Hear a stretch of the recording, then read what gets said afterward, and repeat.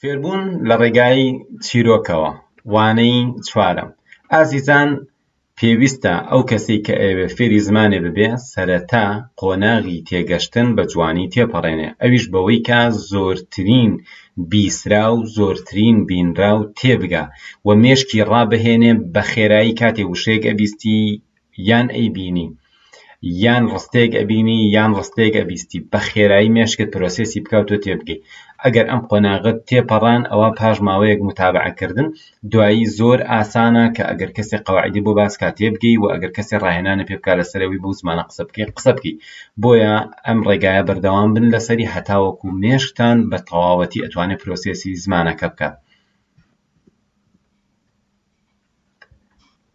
Mrs. Jones did not have a husband, but she had 2 sons.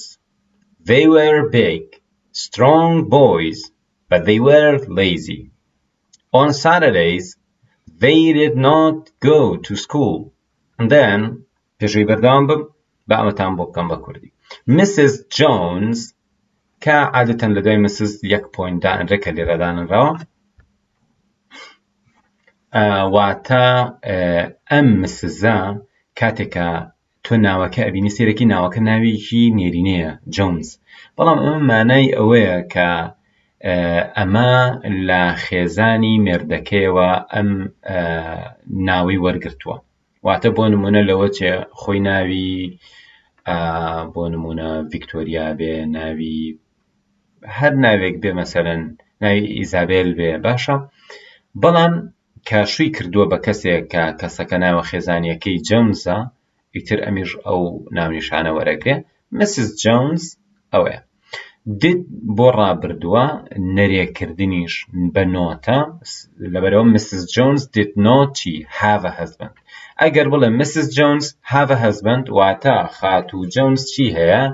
خاتوو جۆنز مێردی هەیە، بەڵام ئەمەڵێ Mrs. Jones did not have a husband واتە خاتوو جۆنز مێردی نەبوو. But she had بەڵام هەیبوو چی؟ 2 sons 2 کوڕی هەبوو. ئەم سەنە لەگەڵ SUN هەر بە سەنە خوێنێتەوە، بەڵام ئەم ئۆیە سەن واتە کوڕ، واتە دایک و باوکێک بە کوڕەکەی خۆیان بڵێن کوڕ، واتە یا بڵی کوڕی فلان کەس، ئەژینا بە هەر کوڕێک ئەو بترێ بۆی. They were big ئەوان گەورە بوون. Strong boys کوڕانێکی بەهێز بوون، strong بەهێز. But they were lazy بەڵام ئەوان تەمەڵ بوون. On Saturdays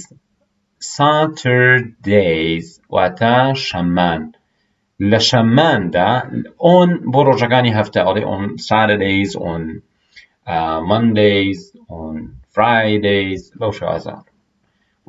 مادەم ئەمە خۆ ئێمە لە هەفتەیەکە یەک ساتردەیمان هەیە، بەڵام ئەمە مەبەستی هەموو شەمەکانە، ئەڵێ بە ڕۆژانی شەمە چکە لەوێ پشووە. They did not go واتە نەئەڕۆشتن to school بۆ قوتابخانە. And then پاشان their mother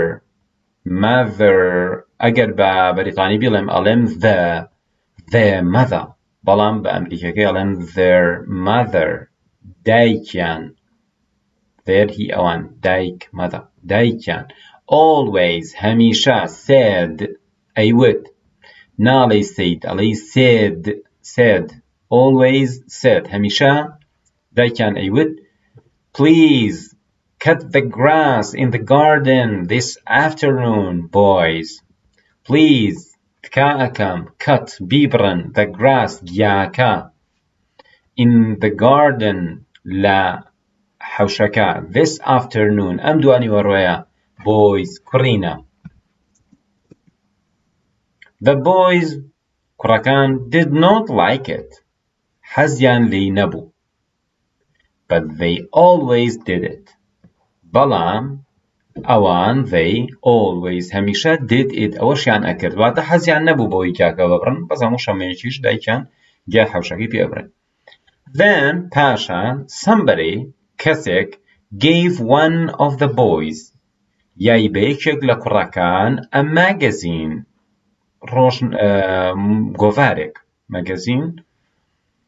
گۆڤارێک واتە مجەلەیەک.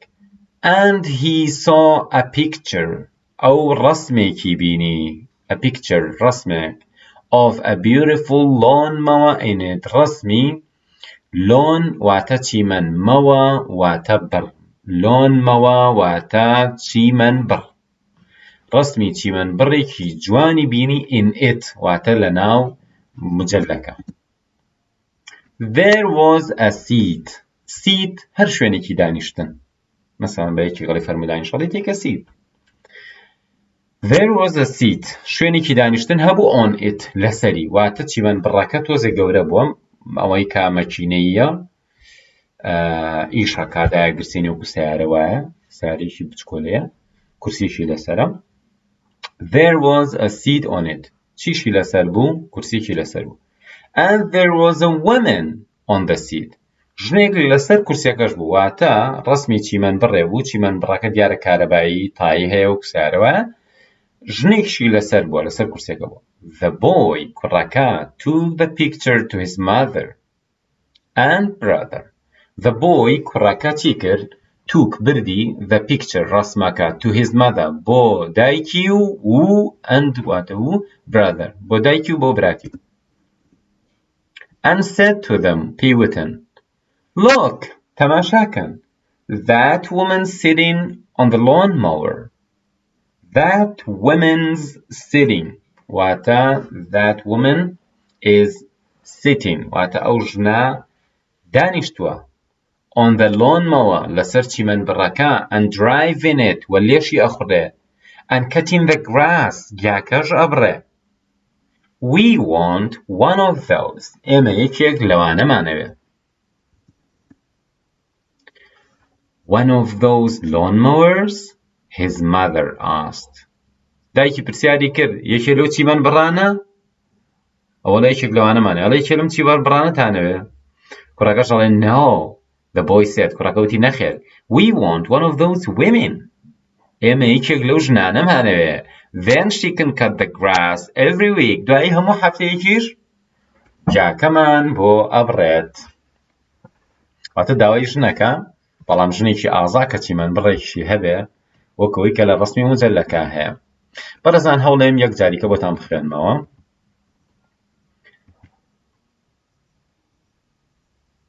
Okay. Mrs. Jones did not have a husband, but she had 2 sons. They were big, strong boys, but they were lazy. On Saturdays, they did not go to school, and then their mother always said, Please cut the grass in the garden this afternoon, boys. The boys did not like it, but they always did it. Then somebody gave one of the boys a magazine, and he saw a picture of a beautiful lawnmower in it. There was a seat on it, and there was a woman on the seat. The boy took the picture to his mother and brother, and said to them, Look, that woman sitting on the lawnmower and driving it, and cutting the grass. We want one of those. One of those lawnmowers? His mother asked. No, the boy said. We want one of those women. Then she can cut the grass every week. تێبینیەک بەڕێزان تەماشایەکی ئەم نووسینە بکەن کۆمەڵێک ing تایە فعل ing لە زمانی ئەمریکیە مەرج نییە بە جوانی بڵێن sitting, driving, cutting زۆر جار دەڵێن driving, cutting, sitting, cutting, driving لە زمانی واتە لە ئەکسنتی ئەمریکیە ing بە نەی کۆتایی پێێنن بۆ نمونە تۆ ئەڵێی working باشە ئەوان ئەڵێن working I'm working here واتە من لێرە ئێشەکەم I'm doing واتە هەر یەکسەر بە نێ کۆتایی پێێنن لە دەربڕێنە بەڵێ ئێستاکە ئینگلیزیەکەی بڵێ مرد husband بڵێ کوڕ دایکێک بۆ کوڕەکەی مەسەن باوکێ بۆ کوڕەکە بڵێ کوڕی فلان کەس سەن بڵێ گەورە بوون ئەوان گەورە بوون they were big بڵێ بەهێز ئێمە پاوەرفڵیشمان هەیە بەڵام بۆ زیاتر بۆ مەکینە و شتەڵی پاوەرفڵ بۆ ئینسانە بێ بڵێ چی strong بڵێ تەمەڵ یعنی کەسێ لەشی نییە بڕوا شتێ بکات lazy بڵێ شەممە Saturday بڵێ هەمیشە always بڵێ بڕین cut بڵێ گیا grass بڵێ باخچە حەوشە باخچە عادەتەن خۆی بە حەوشە ئەوترێ یارد بەڵام باخچەیەک پێ ئەوترێ garden بڵێ کەسێک somebody بڵێ پێیدا مەسەلەن پێدان پێ ئەوترێ give بیکە بە ڕابردووە بێ بەچی gave بڵێ گۆڤار مجەلە گۆڤار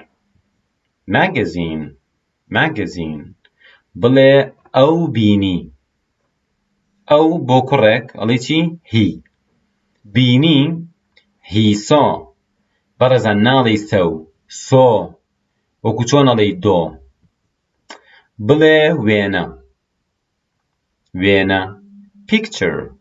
picture بڵێ جوان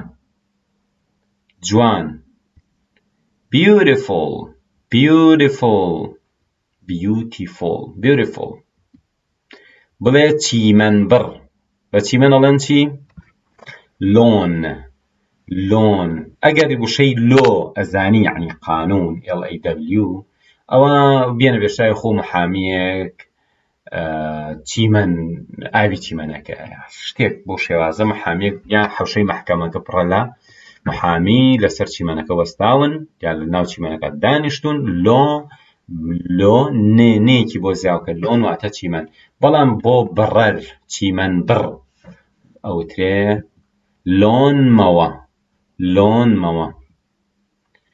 بڵێ شوێنی دانیشتن سیت دانیشە sit ئەوە SIT بەڵام شوێنی دانیشتن سیت بڵێ برا brother بڵێ پێی وتن مەسەلەن ئەڵێ کوڕەکەوتی بەوان ئەڵێ he said to them پێی وتن بڵێ دانیشتن هاڵی ژنێک دانیشتووە sitting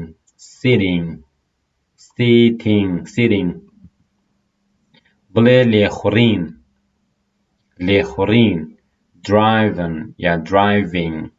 driving بڵێ ئێمە یەکێک لەوانەمان ئەوێت ئێمە ئەمانەوێ ئەڵێ چی ئێمە ئەمانەوێ we want یەکێک لەوان we want one of those بڵێ هەموو هەفتەیەک هەفتە week هەموو هەفتەیەک every week بەڵێ بەڕێزان هاتینە کۆتایی ئەموانێ هیوادارم ئەموانانە شێر بکەن تاوەکو زۆرترین کەس سوودمەند بێ لێ هیوای سەرکەوتنتان بۆ خوازم شاد کامەران